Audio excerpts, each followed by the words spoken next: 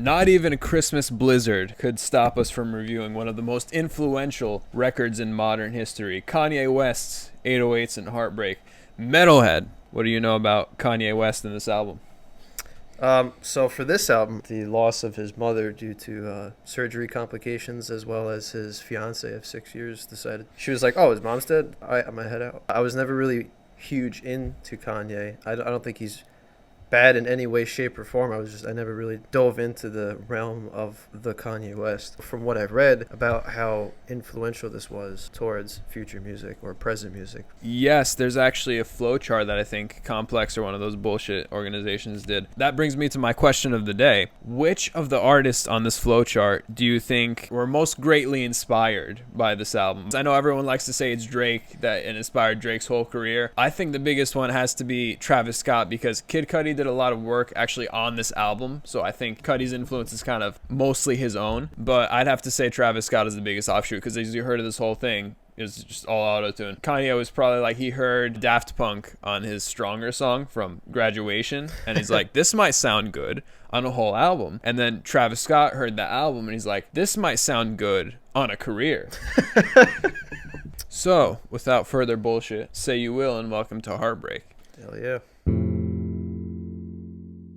From the opening crescendo, which gives almost an orchestral feel, to the chorus layers in the background, the beat gives a perfect canvas for Kanye's vocals, which set the tone for the rest of the album. Despite the heavy auto-tune, the emotion of his voice still shines through. The super emotional take on it, which not everybody might be expecting when they come into a Kanye album for the first time. Some of the stuff I read was when people first heard this song, the way it starts off the album, it was heavily criticized for the use of auto-tune, but it did make the stepping stone for present day. And it's also a super creative way to get that message across and make this kind of music without being like a Weeknd or Chris Brown. Phenomenal creative way that he found a way around that. And I like how he lets the instrumental ride throughout the back half of it, letting you know that at the beginning I let you know this is going to be a more emotional new Kanye, but also you're going to hear these different kinds of beats in the whole thing. The opening song on my depression playlist, like we saw in our Post Malone review from last week, we see Kanye sending a message that money can't buy happiness, bragging about his sports car and his first class seat, but in the end he longs more for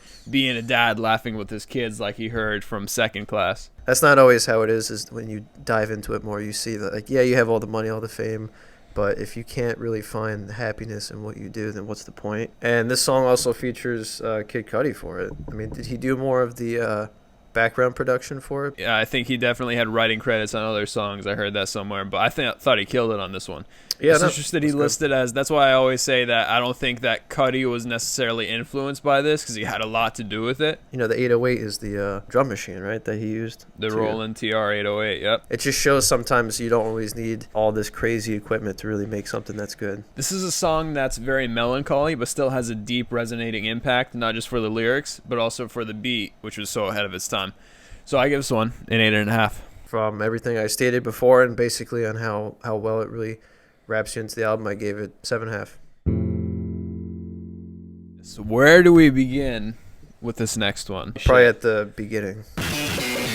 The 808s that punch you in the face right off the bat let you know that Ye is coming with a different kind of energy on this one. So many iconic lines. Besides being a 6 times platinum single, fuck yeah. When I did listen to this is one of the nostalgia ones that I remember hearing when I was younger, but I didn't really know who it was. Like on South Park. On South Park. Is that where you remember it from? It might be, honestly. And you know, it's like about heartbreak and it's about issues, but you don't really think about that when you're listening to it. Just a new sound, especially with the whole introduction of autotune for him at the time. One can't help but think this is about his ex-fiancée, Alexis Pfeiffer, who cruelly left him just months after the tragic and unexpected passing of his mother from a tummy tuck surgery. The pan flute, accompanied by the piano chords with a big 808 bass in the background, makes it one of my favorite beats ever. But the energy, the beat, the meaning, and the heart that went into the song, easily one of Ye's greatest songs. 9.5 for me. Holy crap. It is a classic. The appeal the song brought and the overall energy, I'd have to give it an 8.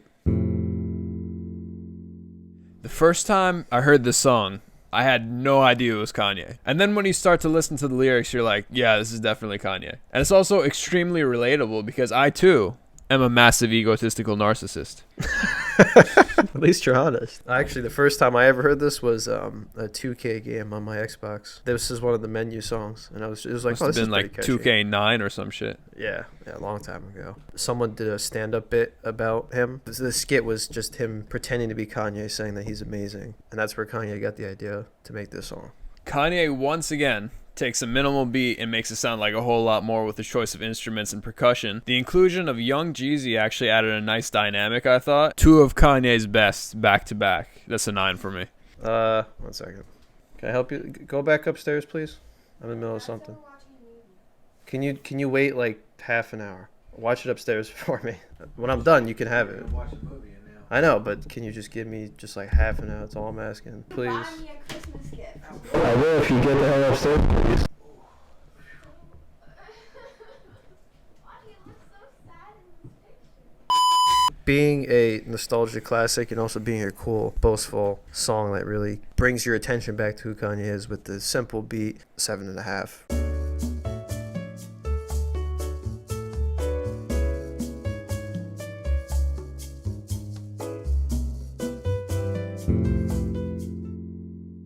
We're going to do it for the second video in a row. What?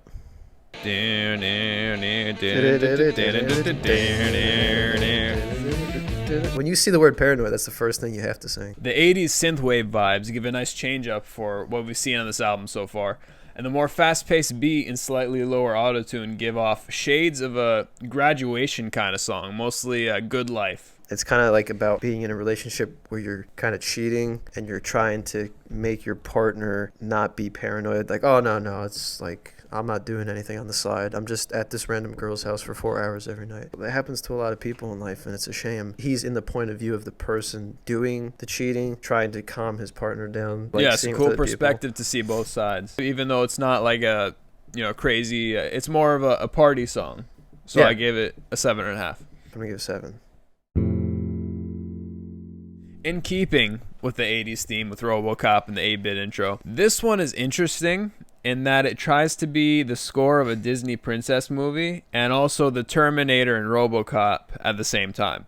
A girl's distrusted him and how he is telling her she's having issues being human. That's why he said RoboCop.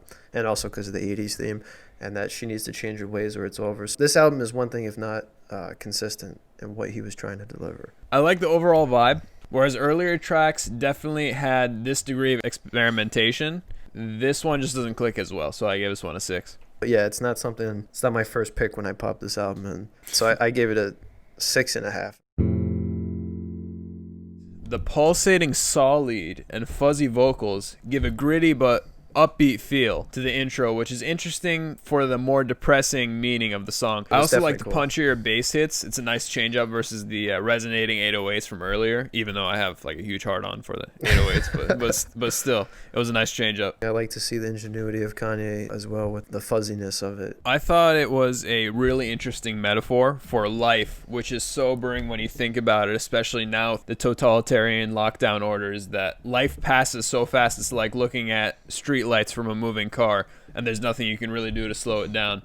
It was a nice change up in sound. The deep meaning put this one over the top, so that's why I gave it an 8.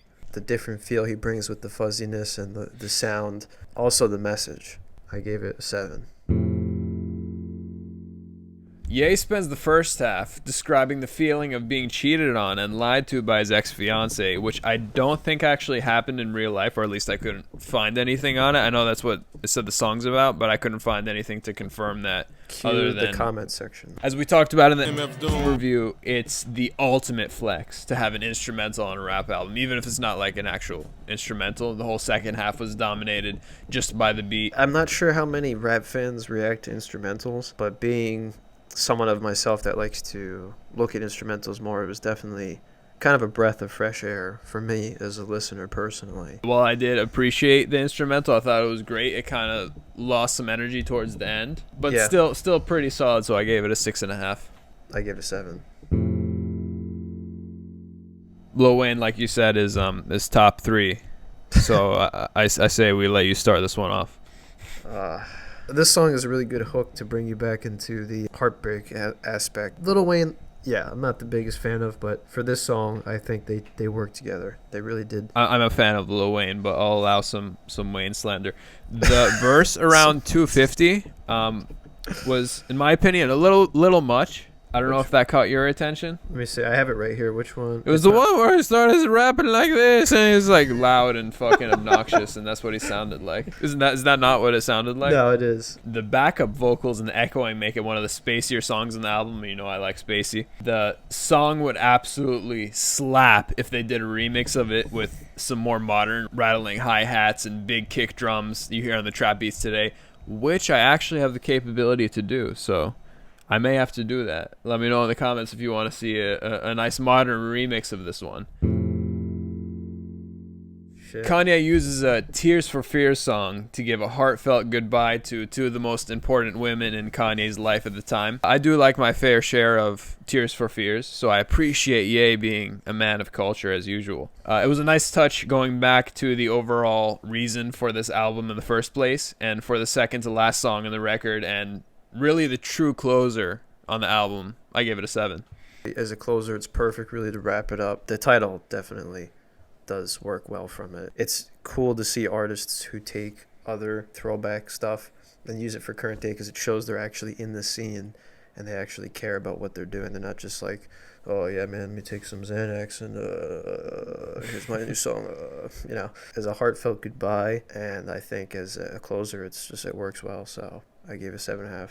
Overall, being one of the most influential records, there was a lot of hate for this record when it first came out. But now looking back at how influential, how it may have single-handedly inspired Drake, who's probably the #1 artist right now, how it influenced Travis Scott, one of the biggest artists right now, and the list goes on. This is a record that, even if it influenced nobody, it would still be one of the best records, at least that Kanye has ever put out. It's between this and Graduation for me. This is one that I'll always remember, so I give this one overall an 8.5. As being kind of an outsider, never really listening to Kanye, I'm not sure what the proper album to start with is, but I think... I probably would have started you with his first album, but yeah, this is definitely not the Kanye intro I would show to a first-time Kanye listener. I just went with it because you picked it. Yeah, I did pick. I agree, it's definitely revolutionary for hip-hop. I mean, listening to any Travis Scott song nowadays, or any song kind of in general that comes out, sounds almost like this. The pure emotion that he was showing at the time, the innovation he used, and overall the effect it had. I think as I go on and I listen to more Kanye, I might revisit this and give it a higher rating, but I gave it a 7.5 overall. That's pretty solid. Yeah. I like it.